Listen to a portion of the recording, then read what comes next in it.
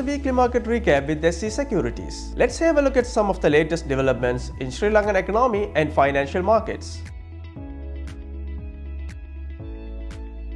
The PMI shows accelerated growth in manufacturing 58.1 and services 60.3 sectors in October 2024, driven by festive demand, favorable interest rates and optimism for the upcoming season. The Purchasing Managers Index for October 2024 highlights strong growth in Sri Lanka's manufacturing 58.1 and services 60.3 sectors, reflecting economic expansion. Manufacturing growth was fueled by festive demand, particularly in food and beverage sector, with notable increases in new orders, production, employment and stock purchases. Despite this, supplier delivery times remained delayed. In services, business activities improved significantly in financial services due to favorable interest rates, along with notable gains in education, wholesale and retail trade and insurance. However, IT programming and broadcasting declined, while accommodation telecommunication remained stable. Employment and backlogs in services declined on a month-to-month basis. Both sectors expressed optimism for further growth over next 3 months, bolstered by favorable macroeconomic conditions.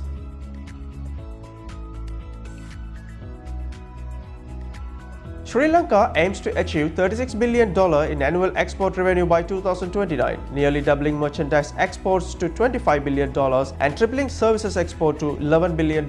This ambitious plan also includes boosting the export growth rate to 14 to 15% annually, supported by political stability, anti-corruption measures, FDIs, and streamlined export process via digital initiatives. The government highlights the importance of value addition in key sectors like tea, rubber, and ICT, while encouraging small and medium enterprises to scale up and broaden the export base. However, stakeholders including the National Chamber of Exporters warned that high production cost, a 30% export tax and market access constraints could hinder achieving these goals. They emphasized the need for competitive, cost-efficient production and practical strategies to support exporters. Despite the challenges, leveraging Sri Lanka's strategic location and strengthening foreign reserves remains central to this plan.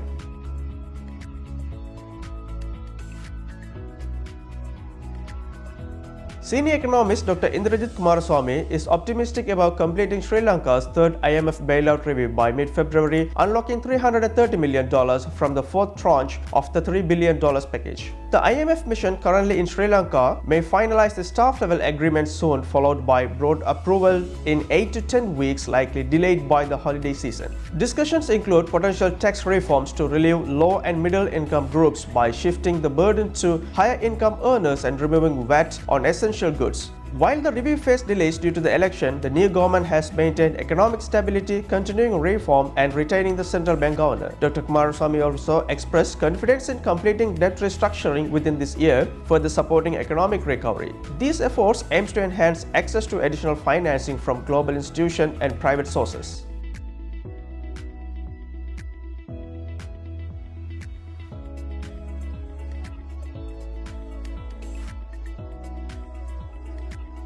Sri Lanka's leading private banks, Commercial Bank, Hatha National Bank and Sambat Bank reported improved non-performing loan ratios for Q3 2024, reflecting economic recovery in the low interest rate environment. Commercial Bank's impaired loans ratio decreased to 4.08% from 6.11% to a year ago, with enhanced provision coverage of 53.54%. HNB's net stage 3 ratio dropped to 3.32% and impairment charges for 9 months significantly reduced to 3.2 billion rupees compared to 32.4 billion rupees in 2023. Sambat Bank also saw its stage 3 loans improve to 5.27% with reduced net impairment charge of 1.2 billion rupees. Improved asset quality was attributed to debt restructuring, customer revival efforts and favorable economic conditions. The banks affirmed that provisions for sovereign bond investments remain adequate, minimizing future impairment risks.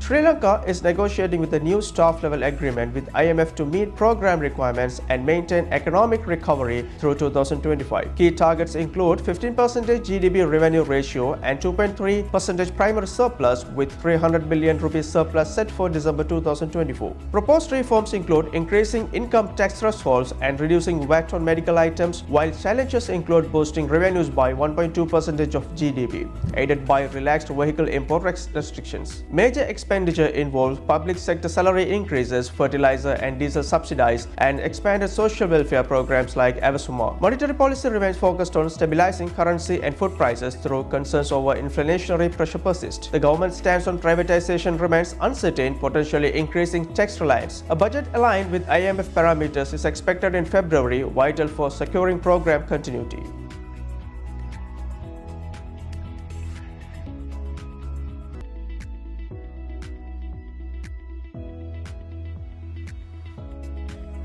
World Bank lead economist Gregory Smith emphasized the urgency for Sri Lanka to regain B credit rating by 2027-28 to enable affordable market borrowings and repay creditors, including the IMF, without restoring the another bailout. Key priorities discussed with the government includes boosting tourism, agro-exports, and building a robust digital economy which can create IT jobs and improve tax collection efficiency. While Sri Lanka's economy is expected to grow by 4 to 4.5% as it stabilizes, structural challenges may limit growth to 3% next year. Balancing growth with achieving primary surplus targets via taxation remains a significant challenge. Smith warned that without sustainable growth, the debt burden would become unmanageable with 5 years, focusing on economic expansion alongside fiscal reforms is critical to reducing reliance on external assistance.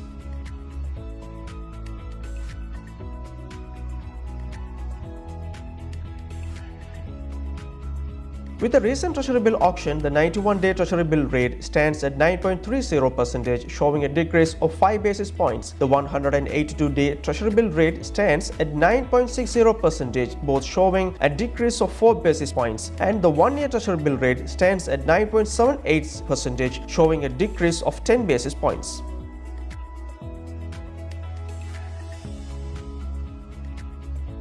AEL closing at 26.9 on Thursday is currently ranging between 78.6% and 100% fifth level, showing a bull run since 6th September, where its previous low lies on 6th and 23rd respectively, both being traded at 19.4, with its recent highest shows on 18th November being traded at 27.4. If 27.4 is broken on a closing basis, we will be able to observe a bullish trend testing the fib levels of 29.3, but if a bearish trend were to be seen, it will test the 25.7 levels and then range between 24.4 and 25.7. The MACD is at a high point and the stochastic RSI is moving towards the neutral zone after touching the oversold zone. Thank you for watching, and we'll be back next week.